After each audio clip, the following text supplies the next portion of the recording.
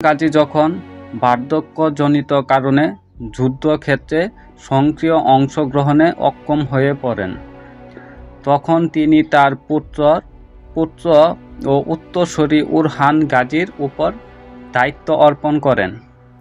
1317 সালের দিকে উরহান গাজীর নেতৃত্বে বুরসাকে অবরোধে নেওয়া হয়।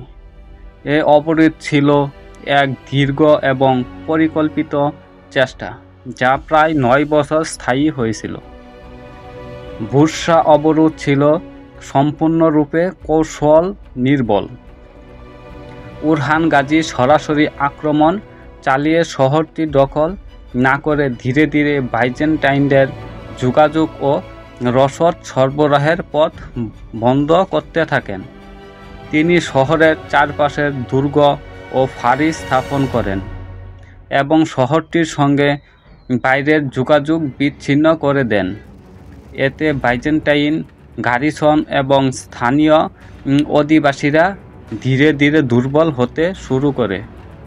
এ ধরনের ধৈর্যশীল ও ঘিরে রাখা কৌশল ছিল একাধারে বুদ্ধিদীপ্ত এবং অটোমান সামরিক কৌশলের ভবিষ্যৎ রূপরেখার সূচনা। এতে রক্তপাত কম হয় এবং অবরোধ শহর আত্মসমর্পণে বাধ্য হয়। বুরসা শহরের বাইজেন্টাইনদের একটি শক্তিশালী গারিসন থাকলেও কেন্দ্রীয় বাইজেন্টাইন সরকার ছিল দুর্বল।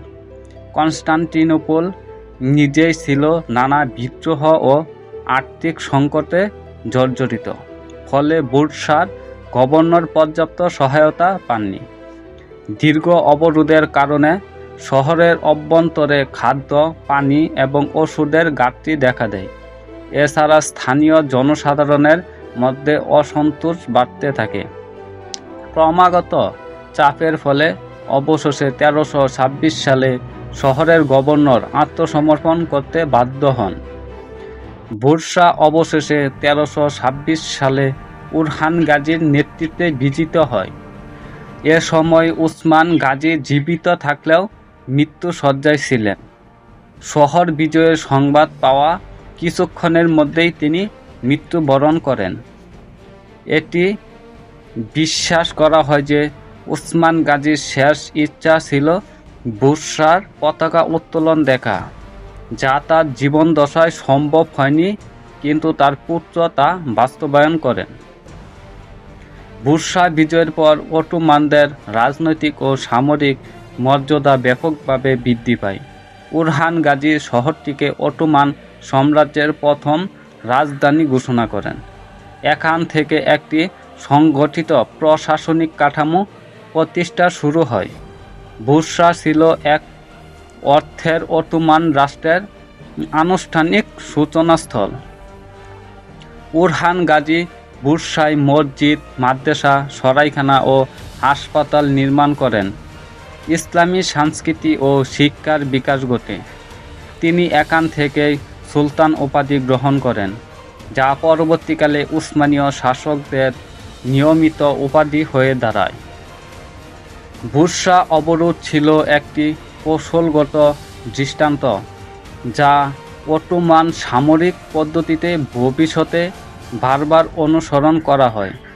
দীর্ঘমেয়াদী অবরোধ, শহর ঘিরে খাদ্য ও যোগাযোগ বিচ্ছিন্ন করা, সরাসরি যুদ্ধ এড়িয়ে শান্তিপূর্ণ দখল, এসব পদ্ধতি অটোমানদের পরবর্তী বিজয়গুলোতে ব্যবহৃত হয়।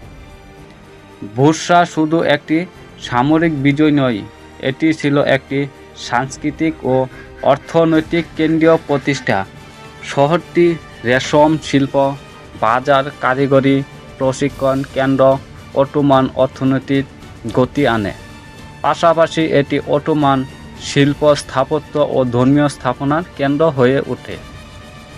বুরসার নির্মিত ইয়ে-সিল জামে মসজিদ, উল জামে বৃহৎ মসজিদ এবং ইয়ে-সিল তুর্বে সবুজ সমাধি এখন অটোমান সৌন্দর্যের স্মারক হিসেবে রয়ে গেছে। বুরসা অবরোধ ছিল অটোমান সাম্রাজ্যের ইতিহাসে এক সুদূরপ্রসারী ঘটনাক্রম। এ অবরোধ এবং পরবর্তী বিজয় অটোমানদের শুধুমাত্র ভূখণ্ডগত বিস্তার নয়, বরং সাংস্কৃতিক, প্রশাসনিক এবং সামরিক অগ্রগতির ভিত্তি স্থাপন করেছিল। এ ঘটনায় পরবর্তী সময়ে অটোমানদের ইউরোপ এবং এশিয়া জুড়ে এক পরাশক্তি হিসেবে প্রতিষ্ঠার পথ উন্মুক্ত করেছিল।